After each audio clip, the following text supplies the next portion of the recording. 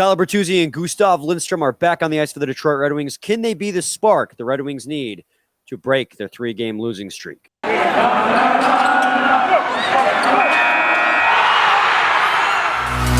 You're Locked On Red Wings, your daily podcast on the Detroit Red Wings. Part of the Locked On Podcast Network, your team every day.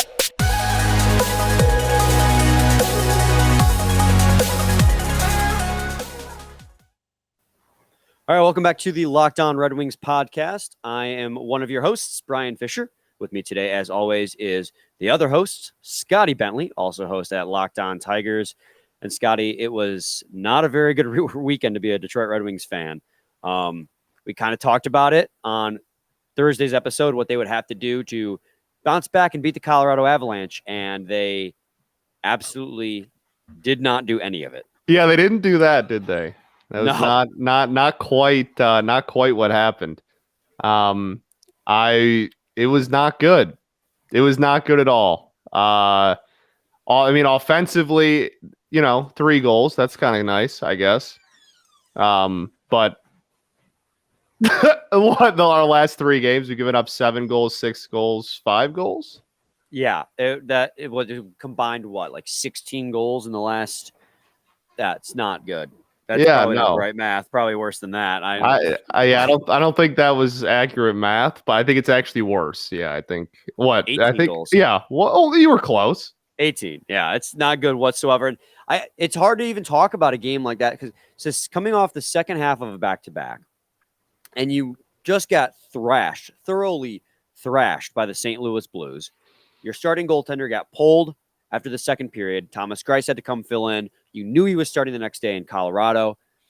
You knew you're going to Colorado, which is another time change. The game was 9 o'clock start, that game? Mm-hmm. It just had all the makings of a disaster for the Detroit Red Wings, and that prophecy came true. And we try to stay here on the program. We try to stay optimistic and be like, oh, any given day. And it's true. Any given day, Red Wings could have surprised us. But the odds were not in the Red Wings' favor. I think before the game, I saw a statistic from Evolving Hockey floating around saying the Red Wings had a 15% chance or something wild like that to win that hockey game. And it wasn't close. It was 3-0 in the first 5 minutes of the game, and Thomas Greiss got pulled for Alex Nedeljkovic, who ended up obviously taking over for the rest of that game.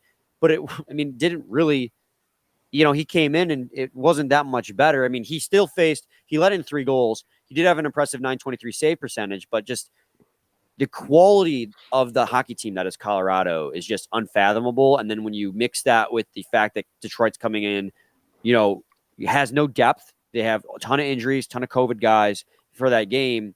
It was just a disaster waiting to happen. And you saw it with the final 7-3, Scotty. Just not good. Yeah, and that's the thing, right? The goalie situation was the starter, especially, right? Greiss had a rough game. Got pulled halfway through the first period. That's an understatement. Yeah, understatement. That's absolutely. And Ned, while he did let in 3 goals, he faced 40 shots in 2.5 periods. So you give him a little bit of a break on that one, I guess. But the defense was. It doesn't even really do it justice, or it's not even really fair to say that the defense struggled or was bad. They were just flat out outmatched, outclassed. They were playing a different sport. It wasn't even. It wasn't they looked really bad today, or the other Colorado's offense looked really good or whatever. It was truly just not even comparable situations, because that's how much better Colorado's offense looked. Not comparable situation. And, we don't want to make excuses and be like, oh, well, they're just outclassed. But I guess we are making an excuse because they genuinely were outclassed in this game. And, you want to be like, oh, they still should have won. But it was a really tall task. And I can't even, they got thrashed. And yeah, I'm disappointed. We 4-game losing streak to a 5-game winning streak to now a 3-game losing streak. Obviously, I'm disappointed. But it's so hard to be mad at a team for losing. 7-3 is unacceptable. It absolutely is. Yeah. But on the second half of a back-to-back, when you're playing a quality team, St. Louis Blues, now to an elite team like the Colorado Avalanche, who have, 6 players who over a point per game, I think we talked about last Thursday. I mean, Nedeljkovic came in relief and he let in 3 goals, but he faced 39 shots in relief. He only played 45 minutes of that game. So the first 15 or 10 minutes, 10 to 15 minutes was Thomas Greiss in that game. Alex Nedeljkovic, in less than an entire game, faced nearly 40 shots and made 36 saves. It was Nedeljkovic's best performance since, his last 4-game start streak before the 3 games where he looked poor. It was. And he still couldn't do anything to save this team. It was his especially if you're just looking at save percentage and stuff like that. I mean, it was comfortably his best performance of this little slump he's been on. And I mean, he got pulled in what, his last outing, right? Was that his most recent start? He got pulled. So like, I don't know, man. That it's just hard to put too much on Ned. I'll put a lot on Greiss. I mean, he let in 4 on 7 shots or something absurd. That's unacceptable no matter how bad the defense is. But save percentage of 5.71 in those 7 shots. Certainly not great. But in Ned's case, man, like a solid save percentage. He faced 40 shots in not even 2.5 periods. I mean, you'll give him the benefit of the doubt and just chalk it up to absolutely non-existent defense. Is that like I said, saying it was bad isn't even like accurate. It just wasn't the same sport that the two teams were playing. That the defense was putrid. And I go back to it, but like, where can you even place the blame in this game? On like, the offense looked bad, the defense looked bad. They both looked putrid. But again, playing an elite Colorado Avalanche team, and the Detroit Red Wings at the time had a plethora of guys out. Mark Stahl was out, Gustav Lindstrom was out, and Jake Rivart said it on yesterday's episode. They have been a solid defensive pairing for the Detroit Red Wings, and both of them are out. And thankfully, they're going to be back for this game tonight against the New York Islanders. But I mean, and we'll talk about that, but this game, you have Dan Renouf on defense. You have Jordan Osterley on defense. Neither of those guys, Dan Renouf's a call-up. Osterley was not an everyday player until these injuries started to occur. It's just your forward group is not performing to what they should be, but you're still missing your top-line winger. You're missing a good depth piece like Mitchell Stevens. Mitchell Stevens. We go back and forth on what his first and last name are. But this is the state of the team. But despite all of that, like, you can't make an excuse for a loss that bad. Like, you have all those factors against you, but winning hockey teams overcome those deficits. They do. I mean, they certainly play a lot closer than 7-3. I mean, like we're not asking for you to go out and wipe the Avs every time you play them, but I mean, the last 3 games have been horrible. Like, like we said, we talked about it at the beginning of the show. I mean, 5 goals against, 6 goals against, 7 goals against. That, I mean, or was it 6, 7? I mean, it just horrible. The defense has been non-existent. The goaltending's been bad. And while the offense hasn't been, we've seen worse offensive performances over the last couple of years for sure. It certainly hasn't been good enough to make up for how bad they are on the defensive end. No, it absolutely hasn't. And we'll continue to, I guess, complain, rant, vent, pick one of the above. We deserve it. Yeah, we get to vent about this one. On the other side of this one, but first, I got to talk to you guys about Omaha Steaks. Scotty, I mentioned it last time I had this read. I had not had an Omaha steak anything until the previous, 2 weekends ago, when I went to my parents. And my dad goes, "Hey, I have an Omaha steak burgers." And I go, "Well, that's a coincidence." Because I have not tried Omaha steaks, and I got to talk about them. I asked him if he used keyword NHL to get those Omaha burgers, but he got it through his work. What a fail. But you, the fine listener, can get these Omaha steaks and Omaha steak burgers using code NHL. It's usually code locked on, so I'm getting twisted, but it's code NHL for Omaha steak burgers. The holidays are around the corner, and finding the perfect gift is tricky. Omaha Steaks make it easy to send friends and family an unforgettable gift guaranteed to be loved. Go to omahasteaks.com and enter NHL into the bar to order the perfect gift package. For $99.99, you'll get 24 entrees, like the world-famous bacon-wrapped filet mignons, chicken breasts, sides, desserts, and so much more. When you use the code NHL, you'll also get an additional 8 Omaha Steak burgers. That's what my dad made. 8. And they are phenomenal. Some of the best burgers I've ever had. And you get those free with your order. We've all heard the reports about shortages and shipping delays, so do not wait. Order the perfect gift package today at omahasteaks.com, and you will get 8 free burgers. 8. When entering the code NHL. Achieve gifting greatness with Omaha Steaks. Incredible flavor, incredible value, and 100% guaranteed. omahasteaks.com, keyword NHL. 8. Also got to talk to you guys today about Boost Mobile.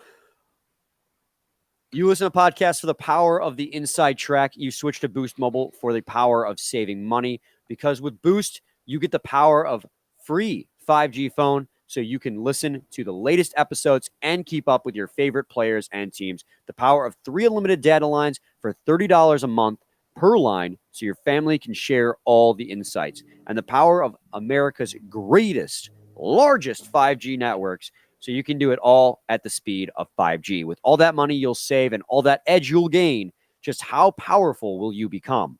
Switch to Boost Mobile and find out. Get a free Samsung Galaxy A32 5G when you switch to one of America's largest 5G networks. More power to save. Boost Mobile. Free phone limited to new customers and 1 per line. Additional restrictions apply. Offers coverages not available everywhere or for all phones/networks. See boostmobile.com for details. 8. You beat me to it. Yeah, I knew you were going to do it. I had to beat you. Okay, guys. Second segment here, Locked On Red Wings podcast. Thanks for being with us, and thanks for making us your first listen every day. We are free and available on all platforms, including YouTube, which, of course, if you're watching us on YouTube right now, you know that already. If you listen to us on Spotify, we look great. Apple Pod, we do. Honestly, your new mic, you look like a pro, man. I know. I found out how to mirror my camera, too, so that actually you can read it now. We're making moves. Yeah. So it doesn't read Rishfith. It now reads Fisher on that jersey in the background. Look him up on Elite Prospects, everybody. No, that's not my jersey. That's a Yuri Fisher jersey. But I am on Elite Prospects. And all the stats are wrong for that, by the way. I played 4 games, and I couldn't even get those 4 games right. Retired. It says retired. I don't even know. All right. Well, that is an anecdote for maybe at the end if we have time. Yeah, that's a fun off day story, honestly. Yeah.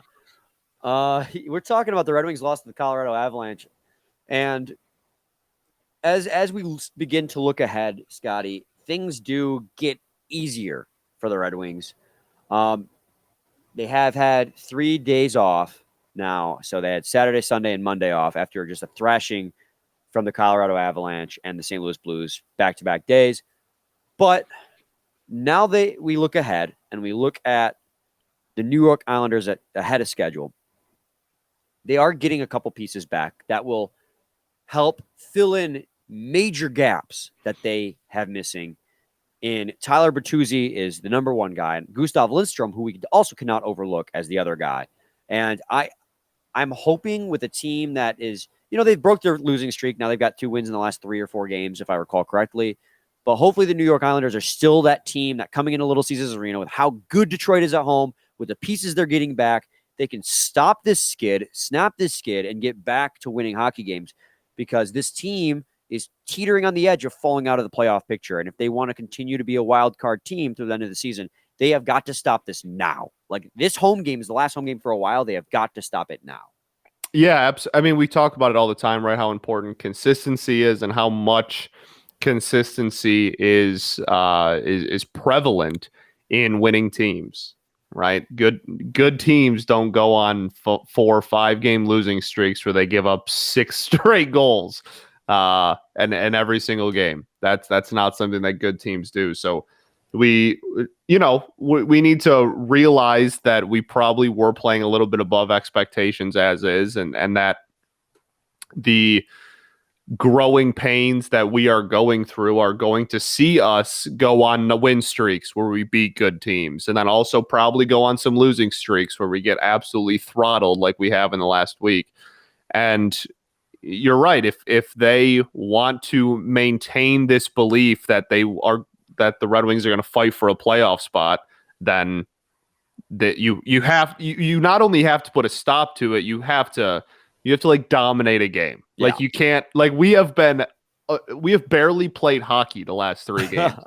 Yeah, I mean, the fact that I went on and said that the Preds' performance was one of the worst, if not the worst of the year, and then they followed up the next 2 games with bigger blowouts than that is remarkable. So they need to put a stop to it. At a bare minimum, you got to get a point, send a game to overtime or something. You have to get back on the horse if you want to hold any belief that this is not another rebuild year and you actually took a huge step forward and want to fight for the postseason. And I'm going to pull the rug right out from under you, Scotty. That was a beautiful tirade, and I agree with everything. But I do want to back up a second, because there was one thing from that Colorado Avalanche game that we did not address. That's just a little anecdote. We can move on right after that. But both Nemesnikov and Helm scored goals against their former teams in that game. Yes, absolutely. Beauty. We have to talk about it. We have to mention it at least. Beauty. Nemesnikov, that was his 100th career goal, I believe, as well. It was. So he's continued to have a sneaky good season. And one of the few bright spots in that game was he's had a really good season. Yeah, I mean, real nice trade piece. Yeah, he's been. We'll get into that as we get closer to the deadline. But yeah, no, he's been a great bright spot. We talk about depth all the time and how important that is, and he's been a fantastic bright spot to the bottom 6 on this team. Yeah, I think he at the practice today, or when we're recording this on Monday, he was slotted in as wing on the second line during practice. So I don't know. I don't mind it. I don't mind it either. Now, my one fear with that would be, as we begin to shift back to looking ahead to the Islanders game now, he's been playing really well in the role that he's been given. I would be afraid of pushing him up in the lineup and playing him above his level, Sure. If it's worth a shot. It's worth trying him. Blashill loves to mix and match the lineups. And the Islanders are a good game to test the Vlad Nemesnikov theory, like if he could play a top 6 position on. But I would be afraid of giving too much power and pressure on his shoulders and seeing that production he's been getting on the bottom 6 fall off. Yeah, definitely. And we've talked about that before with other players too, right? Like Suter, when Suter had to play 1C, like we talked about how he's a great depth center and does wonders for the depth of this team, but certainly isn't a 1C on a competitive team. So he's, he looked bad in the game he had to play 1C, but he's not a bad player. You know what I mean? Like you don't want a situation like that on your hands where you're just throwing a dude into the fire and he's completely overwhelmed and outmatched, much like our defense in the last week. But it's worth a shot. And like you said, Blashill's so keen on mixing and matching and doing crazy line experiments as is. I have full faith that if he gets like 2 shifts into a game and just looks overpowered, that Blashill will just mid-game switch a line and put him back down to 3. Like I have no worries about the short hook on Jeff Blashill. Yeah, and I think he switched him with Zadina, if I'm recalling correctly from the tweet. I don't have it up in front of me. Which they had Zadina on the third line. Is that really that big of a deal? The problem, Zadina is an enigma, because he has all the tools to be an elite top 6 forward, but for some reason he's just struggling to get it all together. And moving him down in the lineup is used as a motivator, like show me you can prove it, and then I'll move you back up. But it's not his first trip down in the lineup, and it's not really fixed anything. And and we talk about it, like his hockey war hates him. But Corsi's always good. So it's like a struggle between the advanced analytics of whether or not Filip Zadina is a strong asset on the ice day in and day out. And I want to continue. And again, and Jake mentioned it, and we've mentioned it. This is his first full season. This is his 4th year in the NHL, but it's his first full season. So his growth has almost been stunted. So I don't want to make this a Philip Zadina podcast because we can get on huge tangents, but I would be a little anxious about switching their roles because I don't want Nemestikov to be in over his head, and I don't want Philip Zadina to get buried when I think he does still have room to grow and room to blossom. I agree. I think It's worth trying.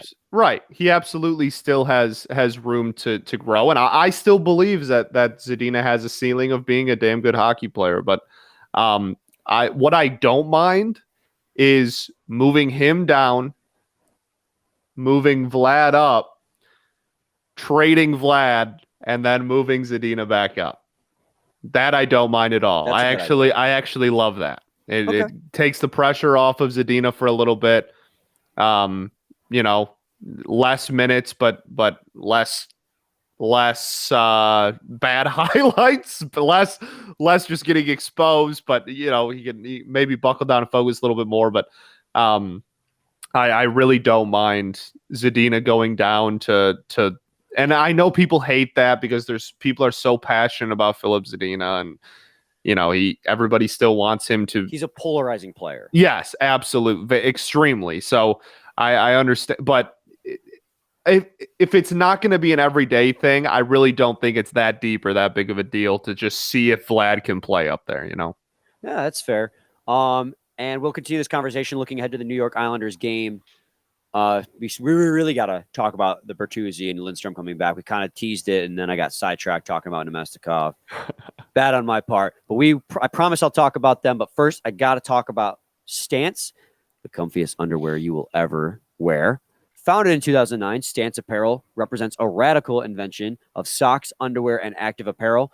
With a sharp focus on comfort, quality, and creativity, Stance brings an atypical aesthetic alongside some nice alliteration right there. Atypical aesthetic alongside some of pop culture's hottest collaborators for the ultimate in style and self-expression. Because everything you wear should be a direct extension of who you are and how you feel. Stance believes that the perfect fit matters more than fitting in, that those who feel good do good. Go see for yourself. Register for an account at stance.com and get 15% off your first purchase. Use promo code LOCKEDON at checkout to apply. Enjoy the color and comfort of a life less ordinary with Stance. All right, final segment on Tuesday's edition of the Locked On Red Wings. And Tyler Bertuzzi.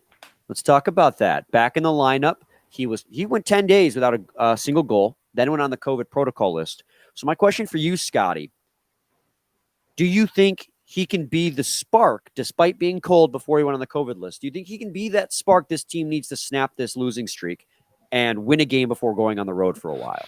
Yeah, absolutely. I mean, he's proven to be, right? Like, I mean, we've seen him sit out in games that we play north of the border. Obviously, he's the NHL's sole unvaccinated individual. So we have to see it now, not for this extent or this length of time, but we've seen it whenever we come back from a road trip up north. And he absolutely is. And I think what's overlooked, and we just talked about it in the last segment, but what's overlooked is how, aside from just the fact that he's one of the most talented players on this team, and then aside from the fact that you're just getting back top line talent, the reshuffling of the lines below him, and now you have guys that might be, oh, this dude's a below average second line winger, but he's an above average third line winger. And there you go. Bertuzzi directly, but it affects that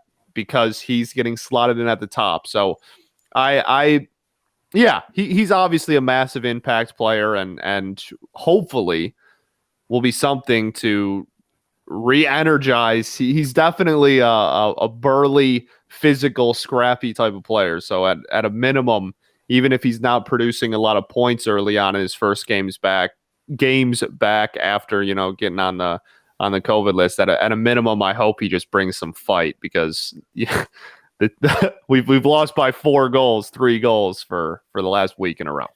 Yeah. And I think that in a weird twisted way, all this time off might help him because he was on a cold streak. And I mean, obviously battling COVID is no joke. Detroit, the Red Wings have not talked about like how badly he was affected because, the severity really differs from person to person. But if assuming that he was, okay and he wasn't too hardly affected by it, that time off may have given him time to, clear his mind and get back on the ice to have a greater impact, because in his last 5 games alone, he only had 1 assist, and that was it for his points. And those included some really nice wins at Boston versus Buffalo and versus St. Louis. So he may have needed a little bit of a break. Again, hopefully, assuming he didn't get awfully sick. If he got off, we don't know, they didn't tell us, but if he remained fairly healthy and fairly asymptomatic with COVID, it could benefit him into clearing his mind and getting back on the ice and having an impact on that top line, because early in the season, that Larkin and Raymond line with Bertuzzi on it was dynamite. And I mean, even without Bertuzzi, they've still been producing points, but having that third winger to really help with the chemistry would be one of the best lines in hockey. Yeah, he has absolutely been one of the best lines in hockey. There was that statistic that we talked about last week where the Boston's top line, which is Boston has given it the moniker the perfection line or whatever they called it, something asinine like that. I mean, Detroit was only like 10 points beneath that with their top line, and Boston's one of the juggernauts in this league. They might not be up there in the standings, but that's because they, lacking games played. Getting Bertuzzi back and having him have an impact, I mean, just him on the top line is huge for the chemistry, huge for the production, and we've talked about it before. It shuffles everyone back down in the lineup, back to a position where they can be effective. Absolutely. And I hope indirectly it fires up maybe a little bit of the defense too. I mean, my goodness, the defense has been the biggest issue, obviously, in the last week. So as much as it's great that we're getting another top line forward kind of injected in there, and the depth will get reshuffled, and we're going to have a better situation in our forward group. I mean, undoubtedly, we're going to need a kick on defense. So I'm hoping that indirectly, Bert's a decent defender. I don't know. We'll see how that affects the defense. Well, they are getting a nice kick because Gustav Lindstrom skated in the practice on Monday as well. So it looks like he's going to be returning here off of the injured list. And that means that Dan Renouf, our buddy or boy, is probably getting sent back down if he hasn't already. Dan Renouf. And yeah, I mean, that's going to give them a nice, solid defensive defenseman in their bottom 2 pairs that is going to help lock things down for what I would assume would be Alex Nedeljkovic starting in the game on Tuesday against the I would also Islanders. imagine that, yeah. I mean, that's just a depth defenseman who you can rely on not to be a glaring weakness in the back end like some of these defensemen have been. Yeah, no, it's a huge injection, and Ned maybe coming off of a nice little rebound game, even though he did give up 3 goals, but he faced 1 million shots, so not actually that bad. Maybe a nice little rebound game for him. The defense gets a little spark. The offense gets one of their best players back. And the Islanders stink this year. The thing is, just the Islanders don't have that bad of a roster. It's just this season has not been kind to them. The long road stretch, all the COVID stuff, the new arena and everything. I mean, they've just been put through the ringer there as a team. So it's certainly not going to be some cupcake of, the last 3 games we've played have all been against great teams. So now this should be an easy win or something. Like this is still a pretty damn talented roster. It's just this season specifically has not gone their way. Any rumblings in the Oracle category? Absolutely not. No, not after this last week. Not a chance. Yeah, this is their last. So they have a home game tonight by the time you're listening to this, and then a home game against Colorado on December 20th. But besides a few sporadic home games, they're on the road for all of December here on out. They have this home game, and then they do play the Devils on the 18th, and then the Colorado Avalanche on the 20th. But not a lot of home games for the rest of the month. So they got to break this losing streak now so that they can, we know they're awful on the road, but they're great at home. This is just the time to do it against a team that's underperforming this season. You have to do it now. Yep, you got to get back on the horse. You have to. Any final thoughts, my friend? Go Blue, baby. Go Blue. All right, I'll be back with you guys tomorrow. Same time, same place. It's your team every day.